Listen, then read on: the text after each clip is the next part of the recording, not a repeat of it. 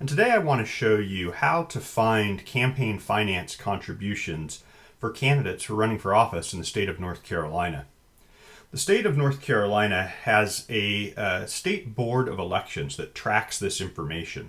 And so the first thing that we need to use is open your favorite search engine and find the State Board of Elections website. Most of you might be using Google. It's a popular search engine. I prefer DuckDuckGo as my search engine, but they work the same. And you can just type in North Carolina State Board of Elections. And the top result will usually be the agency's website, which is ncsbe.gov. And if we click on that, that will take us to the state board's homepage. And in the menu, one of the menus here at the top, we can see campaign finance. We're going to go ahead and click on that. That will get us a more detailed menu. And we can scroll down to search campaign funding and spending reports. That will take us to this page titled Search Campaign Funding and Spending Reports and Penalties. There's all sorts of information available on this page, but today we're just interested in looking for information about people who gave money to political candidates. There are a lot of different ways to search, but the way that I find most useful is campaign document search by entity. So I'm going to go ahead and click on that. And I'm just going to type in a candidate name. You can also search for political action committees and political parties here. But in this case, we just want to find one candidate's contribution. So we're going to type in the last name of current Governor Roy Cooper, and that would be Cooper. And once we've typed in that last name, we're just going to hit search. Now, these search pages will result in showing you a lot of different campaign committees that might be related to the word Cooper in some way. And so you do need to be able to search through this and look for the correct candidate and might make sure that you're not looking for candidates that might have similar names or identical names. You also want to look, for the most part, if you're looking for people who are in office or recently ran for office, you're going to be looking for a status of active non-exempt. This means that the campaign is still active and open. And so you can see here we've got three different Roy Coopers here. I'm looking at the candidate name. We've got Roy Cooper, Roy A. Cooper III, and Roy A. Cooper III spelled out with Roman numerals for 3. And you can see that each of those are have different IDs for their campaign committee, and they have different names for their campaigns. The Cooper Committee, Cooper for North Carolina, and Cooper for NC House. But only one of those is active and non-exempt. So that's the one that we want to look at. And we can click on any of these links here and they'll take us to the same place.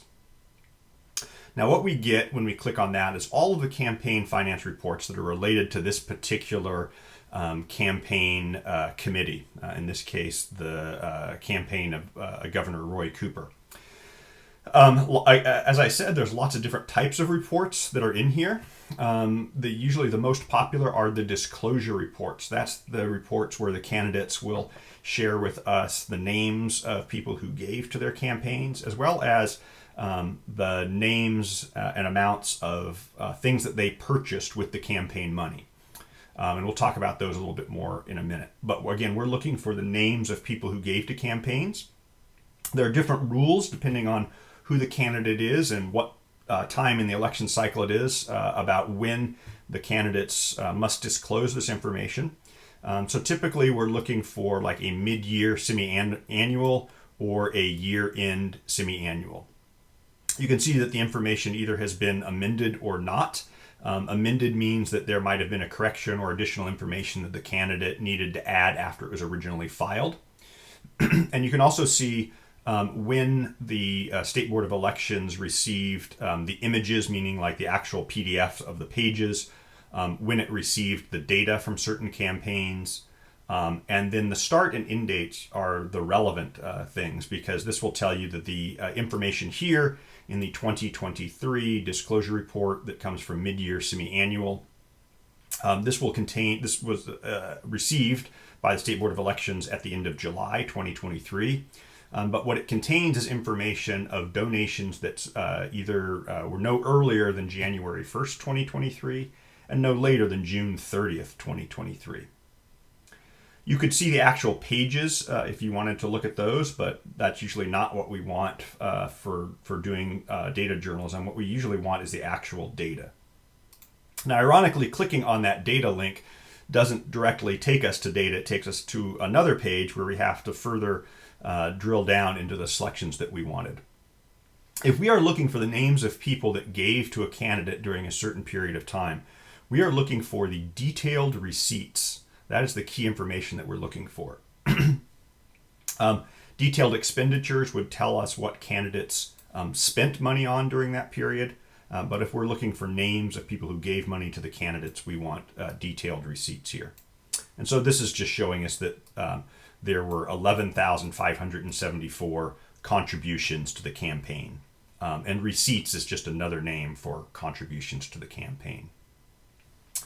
So to drill down even further into that, we need to click on HTML view. And this will give us a basic information about the contributions that a candidate received. A quick note to point out here that you will see a lot of aggregated individual contribution. These are contributions from people who gave less than the minimal reportable amount. So people who give small amounts like $5. The candidate and the committee is not required to disclose information about that person until they contribute a larger amount of money, and we'll see those detailed names later.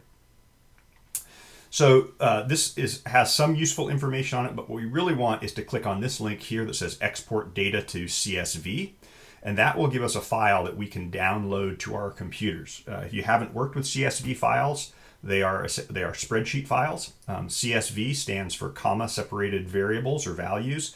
And that's just a fancy way of saying this is a text file in which each row of the spreadsheet is separated by a comma. And this can open up in spreadsheet applications like OpenOffice or Microsoft Excel or Google Sheets. So we're going to go ahead and click on that. And you may not be able to see this now, but it should open up a window that will ask you where you want to save the file to. The behavior that happens at this point depends on your browser and how you've set it up to download files. So in my case, I'm just going to download a file that's this file, a CSV file, to my computer, and then I'm going to open it up in Excel. So that is how you find the information on campaign finance contributions to political candidates running within the state of North Carolina.